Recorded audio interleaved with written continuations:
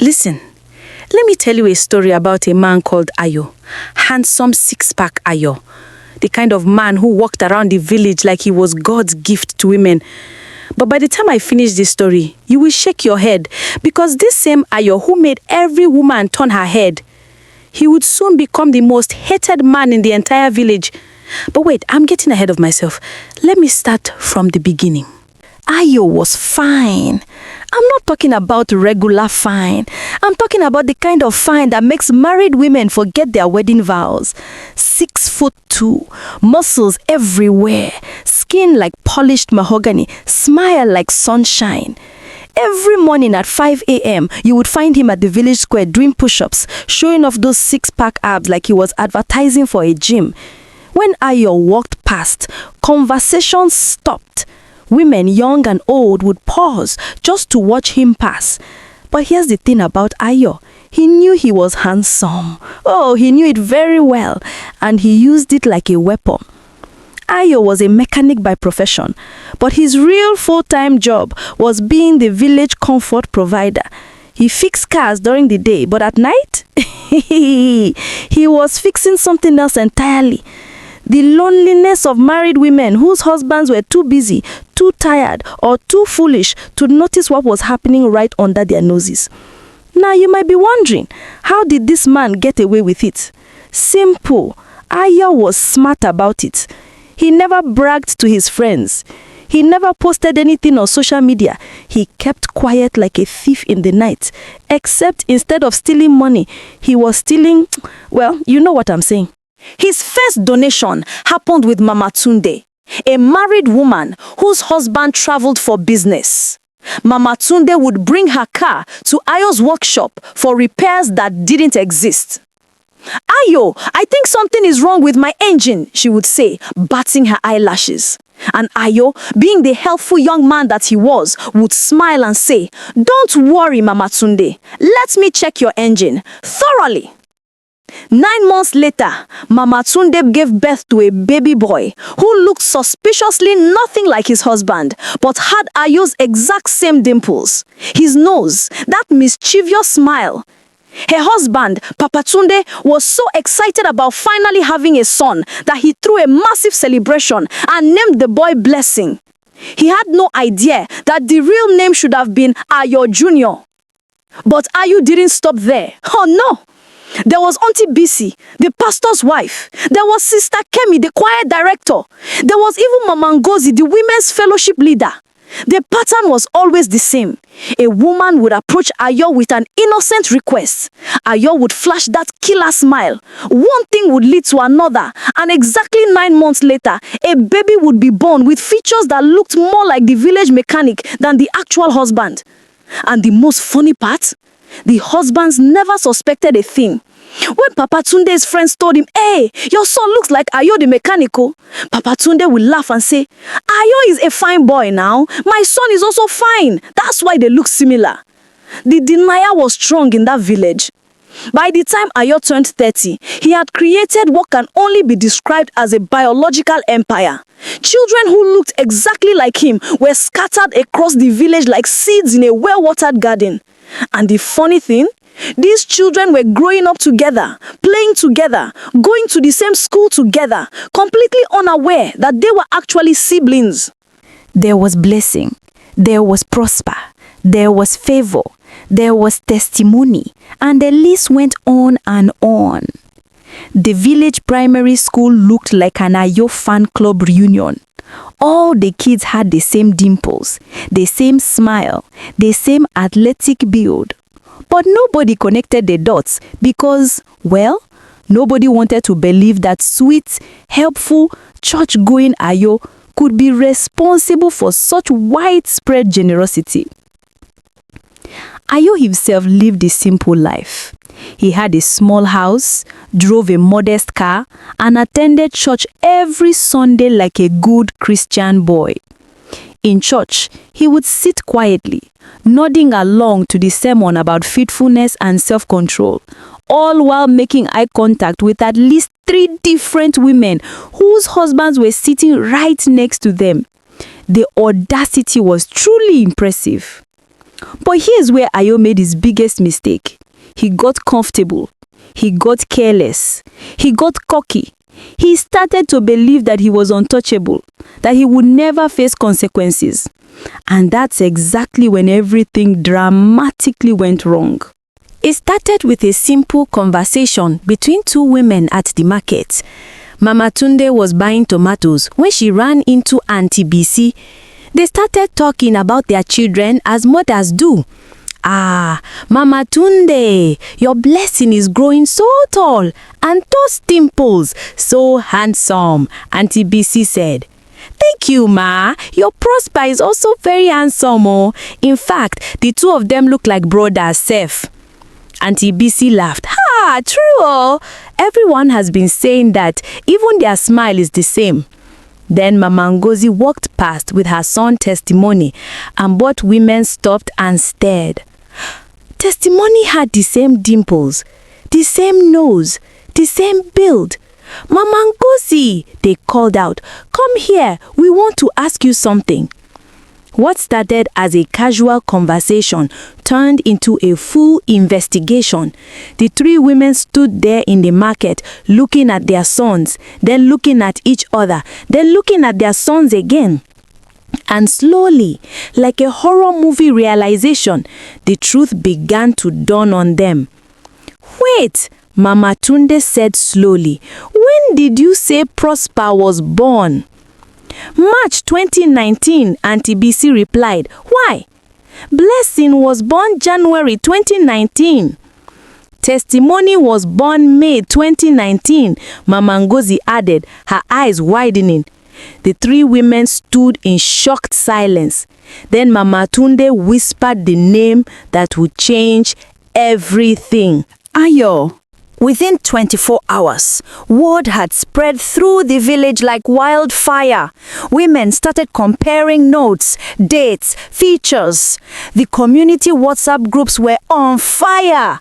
The church prayer warriors called an emergency meeting. Even the village chief got involved. A village-wide meeting was called, and on that fateful Saturday afternoon, the entire village gathered at the town hall. Everyone, the men, the women, the children, the elderly, even people who had moved away, came back just to witness what was about to happen. Ayo walked into that meeting confident as ever, completely unaware that his entire empire was about to crumble. He thought he was there to discuss the new borehole project. He had no idea he was the project being discussed. The village chief, a wise old man named Chief Adeyemi, stood up and cleared his throat. The hall went dead silent. You could hear a pin drop. Ayo, son of Mr. and Mrs. Olawale, please step forward. Ayo walked forward, still smiling that charming smile. Yes, Chief. Good afternoon, sir. Ayo, how many children do you have? Ayo laughed nervously. Children, Chief? I'm not even married. I don't have any children. The chief nodded slowly. Is that so? So you are telling me in front of this entire village that you have no children? Yes, sir. None at all. That's when Mama Tunde stood up, tears streaming down her face. Liar! You lying useless man! Blessing is your son. You know it. I know it. And now everyone is about to know it. The hall erupted. Voices started shouting from every direction.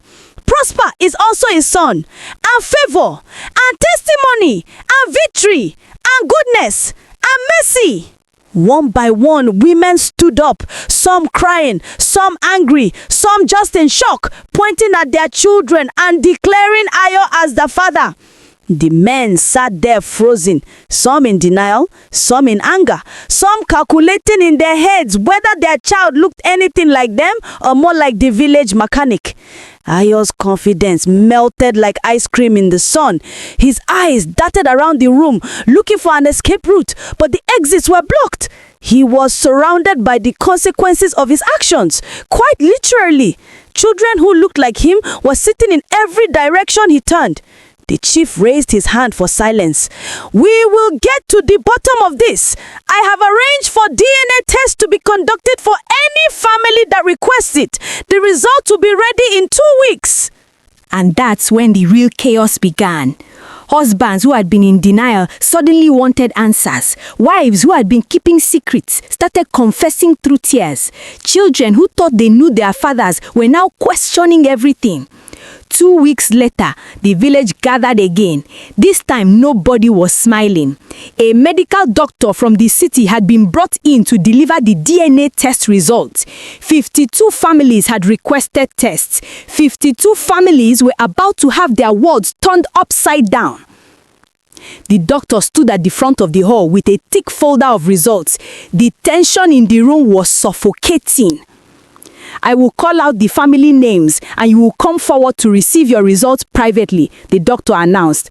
But Mama Tunde stood up and said loudly, "No! We've hidden in shame long enough. Read them publicly. Let everyone know the truth." The other women murmured in agreement. They were tired of hiding, tired of lying, tired of protecting a man who had destroyed so many homes. The doctor looked at the chief, who nodded grimly. "Very well," the doctor said, opening the first envelope. "Family of Mr. and Mrs. Tunde, child Blessing Tunde, alleged father Mr. Tunde, biological father Ayo Olawale." Papa Tunde's face went from brown to grey. He stood up, looked at his wife, looked at the boy he had raised as his son for 10 years and walked out of the hall without saying a word. "Family of Pastor and Mrs. Adebisi, child Prosper Adebisi, alleged father Pastor Adebisi, biological father Ayo Olawale." The pastor, who had spent years preaching about fidelity and righteousness, collapsed in his seat. His church members rushed to fan him. One by one, the results came in. Out of the 52 families tested, 47 children were confirmed to be Ayo's biological offspring. 47 children! This man had single-handedly repopulated the village with his own genes. The women wept. The men raged. The children sat confused, trying to process the fact that the uncles, cousins, and friends they had grown up with were actually their siblings. And Ayo stood in the center of it all, watching his entire world collapse around him. For the first time in his life, that charming smile was completely gone. He tried to speak, to apologize, to explain, but what explanation could possibly be enough? One of the men, Mr. Okonkwo, whose wife had given him twins that turned out to be Ayo's, stood up with tears and rage in his eyes. "I worked 3 jobs to feed those children. I woke up at night when they cried. I paid their school fees. I called them my sons. And all this time, they were yours." Ayo opened his mouth, but no words came out. What could he say? The aftermath was devastating.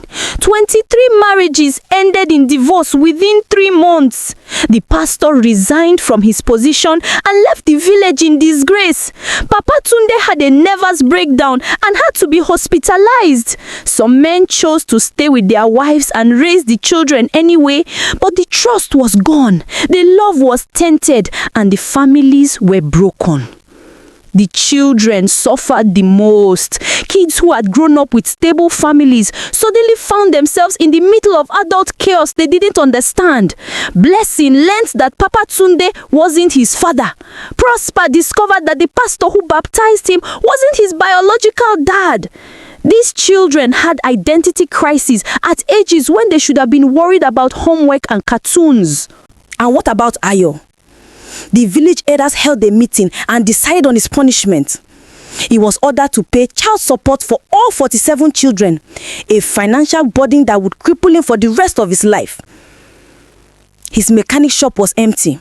Nobody brought their cars to him. Nobody would even greet him on the road. He became an outcast. The same village where he used to walk with his chest out and head high. Now he walked with his face down, full of shame. But here's the interesting part, the one that adds a touch of dark humor to this tragedy. Ayo couldn't afford to pay child support for 47 children.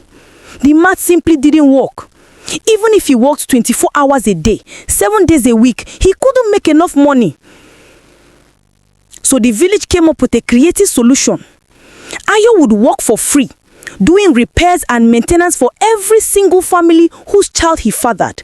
He became the village's unpaid handyman, plumber, electrician, and mechanic.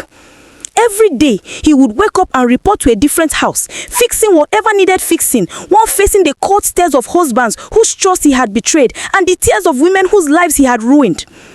And the children. As they grew older and understood what had happened, some refused to acknowledge him. Some called him Uncle Ayo instead of father. Some just stared at him with confusion and pain in their eyes. Ayo had 47 biological children, but he was a father to none of them. 5 years have passed since the DNA revelation. Ayo is now 35, but he looks 50. The stress, the shame, the guilt, it has aged him terribly. Those six-pack abs, gone. That charming smile, replaced with a permanent expression of regret.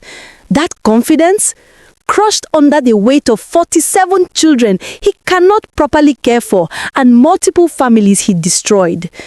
He still lives in the village because he has nowhere else to go and no money to live. Every day is a reminder of his sins. Everywhere he goes, he sees his children. They all look like him, living proof of his stupid behavior. One day, as Ayo was fixing a broken fence at Mama Tunde's house, she had stayed single after the divorce. Young Blessing, now 15 years old, approached him. The boy had grown tall and athletic, just like Ayo used to be. Ayo, Blessing said. He refused to call him father. Can I ask you something? Ayo looked up, surprised that the boy was even talking to him. Yes. Was it worth it? What was worth it? All of it. The women, the lying, the cheating. Was it worth losing everything? Ayo put down his hammer and looked at this young man, his biological son, and for the first time in years, tears filled his eyes. No, God, no, it wasn't worth it, not even close. I had the world's admiration, I had respect, I had opportunities, and I threw it all away because I couldn't control my manhood. I destroyed families, I hurt children, I ruined lives. And for what? A few moments of pleasure that I don't even remember clearly now? No, Blessing, it wasn't worth it. Not at all. Blessing nodded slowly, then said something that would haunt Ayo forever. Good, because I look like you, I sound like you, and people say I even walk like you. But I promise you this, I will never be like you. I will never hurt people the way you hurt my mother. I will never destroy families the way you destroyed ours. You've taught me everything I need to know about what kind of man not to be. And with that, Blessing walked away, leaving Ayo kneeling by that broken fence, crying for all the things he had broken that could never be fixed. Today, that village has a whole generation of children who look like photocopies of Ayo, but grew up in different houses. Some of them have become friends and support each other. Others pretend they don't see the resemblance. But they all learned one lesson. Don't be like Ayo. And Ayo himself, he's still there, working like a slave, paying for those cheerful donations that seem so sweet at the time. Now he tells every young man, control your manhood before it controls you and scatters your life into 47 pieces. This is how Ayo, the cheerful donor, ended his life story. A man who thought he was planting pleasure discovered he was actually planting problems. 47 problems to be exact. And those problems, they will follow him to his grave. Now, before you go, do me a favor. If this story taught you something, or if you just laughed at Ayo's downfall like I did, hit that subscribe button. Because trust me, I have more village stories that will make you shake your head and thank God you are not the main character. Subscribe now so you don't miss the next one. And unlike Ayo, subscribing won't give you 47 problems or child support payments. Just good stories that will make you laugh and learn. Remember this story. Share it with your friends who need to hear it. Tag that one friend who thinks he's Ayo. Learn from it. because some donations come with interest that never stops growing. Bye!